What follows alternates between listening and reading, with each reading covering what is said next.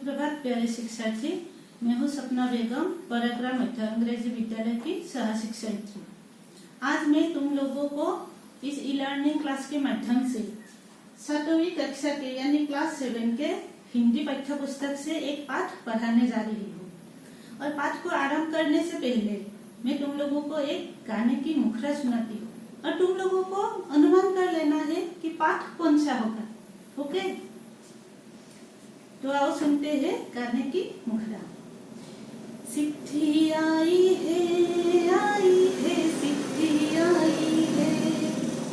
चिट्ठी आई है वतन से चिट्ठी आई है। यह पंकज उधास जी का गाया हुआ एक बहुत ही प्यारा गाना है। तुम लोगों को अनुमान हो गया है कि पाठ कौन सा होगा? जी हाँ, कुछ ने तो जरूर अनुमान लगा लिया है ना। हमारे पाठ्य पुस्तक में एक चिट्ठी के ऊपर एक पाठ है जो कि 8वां पाठ है। चिट्ठी, जिसे हम असमिया में क्या कहते हैं? चिट्ठी। और हिंदी में इसका समर्थक शब्द एक है खत, पत्र। और हमारे यह जो पाठ है उसका नाम है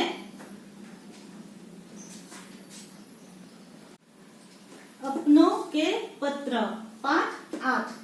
तुम लोग अपने अपने किताबें खोल लो और ध्यान से मेरी बात सुनती जाओ। अपनों के पत्र, इस पाठ का मूल विषय वस्तु क्या है, मैं तुम लोगों के साथ अब ये आलोचना करती हूँ। अपनों के पत्र पाठ में हमें देखने को मिलते हैं गौतम और गीतांजलि नामक एक लड़का और लड़की जो कि भाई बहन है, अपने आंगन में खेल रहे होते हैं और उन दोनों को उनके पिताजी की यादें सता रही होते हैं, क्योंकि उनके पिताजी भारतीय स्थल सेना में नौकरी करते हैं। भारतीय स्थल सेना यानी कि इंडियन आर्मी, बीएसएफ आदि जो होते हैं वो। और कुछ ही दिन पहले उनको अरुणाचल प्रदेश में तबादला हुआ है, इसलिए पिताजी की तरफ से कोई चिट्ठी, कोई संदेशा दोनों को नहीं मिल रहा था और दोनों इसीलिए पिताजी को याद कर रहे थे। इतने में ही एक डाकिया आकर उनको पिताजी की एक चिट्ठी दे दी। दोनों को बहुत आनंद मिला और एकाएक दोनों चिट्ठी पढ़ने लगे। पिताजी ने उनका खैरियत बोलते हुए और दोनों का हालचाल भी पूछा। फिर लिखा कि वो जहाँ ड्यूटी कर रहे हैं वो अच्छी जगह नहीं है, बहुत ही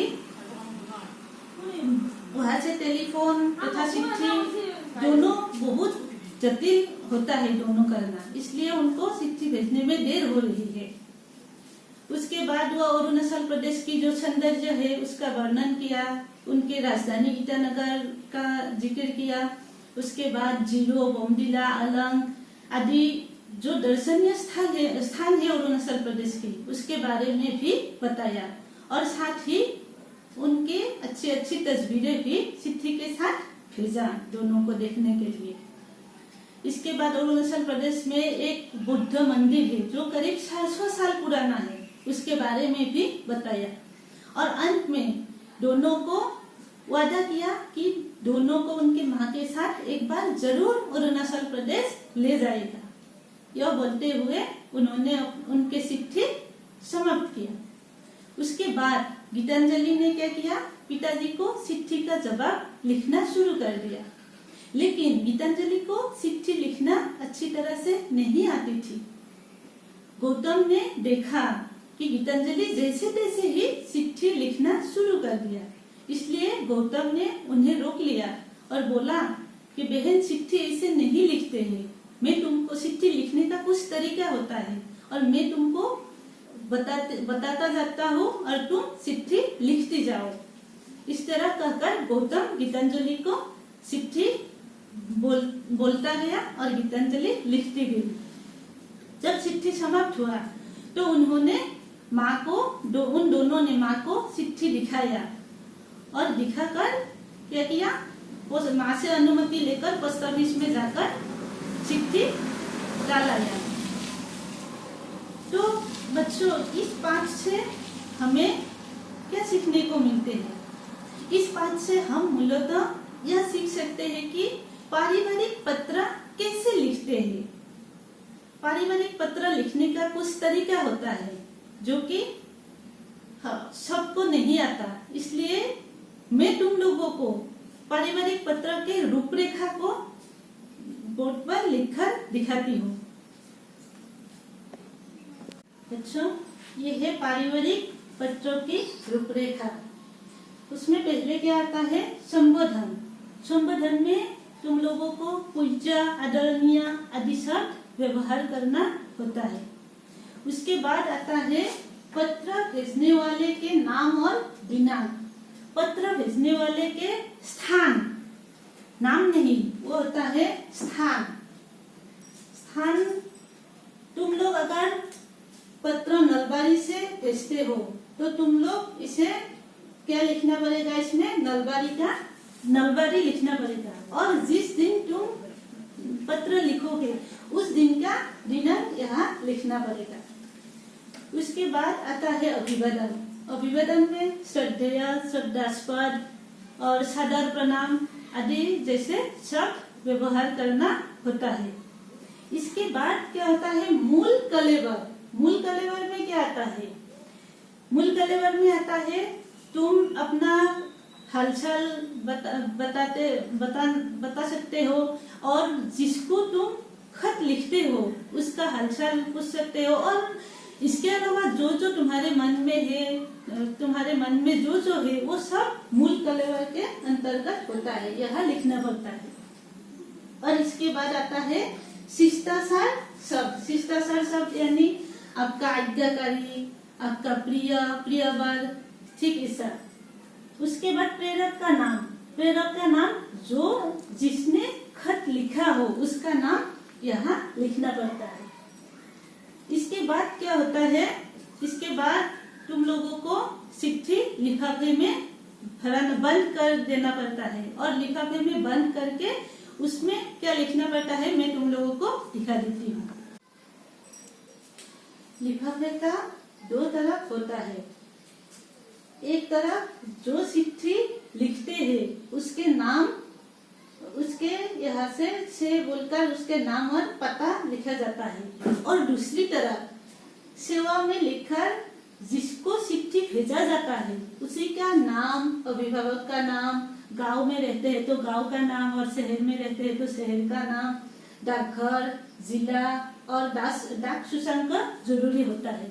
क्योंकि अगर ये सब हम नहीं लिखेंगे तो चिट्ठी हम जिसे पहुंचाना चाहते हैं वो चिट्ठी नहीं पाएगा, इसलिए ये सब लिखना जरूरी होता है। तो बच्चों आओ अब हम इस पाठ के अभ्यासमाला में जो प्रश्न है ये प्रश्न तुम लोगों को मैं दिखा देती हूँ। पहला प्रश्न, गौतम और गीतांजलि कहाँ खेल रहे थे? गौतम और गीतांजलि कोट खेलिए सी। उत्तर, गौतम और गीतांजलि आंगन में खेल रहे थे। गौतम और गीतांजलि सकालो खेलिए सी। गौतम, दूसरा प्रश्न ख, गौतम और गीतांजलि के पिता को चिट्ठी भेजने में देर क्यों हुई थी? उत्तर, गौतम और गीतांजलि के पिता को अरुणाचल प्रदेश के भारत चीन सीमा पर तबादला हुआ था। गौतम और गीतांजलि देवताকৰ अरुणाचल प्रदेशৰ भारत चीन सीमांतলৈ बदली हुई, जहाँ से चिट्ठी भेजना आसान नहीं था और जोर पड़ा निकी चिट्ठी पठवा तो सहज नाছিল, इसलिए उन्हें चिट्ठी भेजने में देर हुई थी और সেইভাবে তেওঁ চিঠি পঠাবলৈ देरी हुई। भालुकपुंग में किसने राजधानी बनवाई थी? भालुकपुंग कोने राजधानी बनाई? उत्तर, भालुकपुंग में राजा वान के पोते भालुक ने राजधानी बनवाई थी। भालुकपुंग रजा बानर नाती भालुके राजधानी बनाई। और इसके साथ साथ तुम लोग पाठ में जो शब्दार्थ है उसे भी याद कर लेना। और आओ मैं तुम लोगों को गृहकर्म के तौर पर एक प्रश्न देती हूँ। तो बच्चों, गृहकर्म के तौर पर मैंने तुम लोगों को 3 प्रश्न दिया है। वो है पहला प्रश्न, अरुणाचल प्रदेश के 5 दर्शनीय स्थलों के नाम लिखो। যে অৰুণাচল प्रदेशर 5খন दर्शनीय अर्थात चाबलगिया ठाईर नाम लिखा। दूसरा है, अरुणाचल की संपर्क भाषा और कार्यालयीन भाषा क्या क्या है। যে অৰুণাচল प्रदेशर सम्पर्क भाषा अर्थात तात मानुहे की भाषारे कथा कय और कार्यालयीन भाषा यानी ऑफिस कछारीत की भाषा व्यवहार हय हेतु लिखिबा। और तीसरा प्रश्न है, अपना खैरियत बताते हुए मामा जी को एक पत्र लिखो। যে নিজে যে ভালদৰে আছা তুমি তোমাৰ অৱস্থা বৰ্ণনা কৰি মামাजीলৈ এখন चिट्ठी लिखा। तो बच्चों, आज के लिए हमारा पाठ यही समाप्त होता है। धन्यवाद।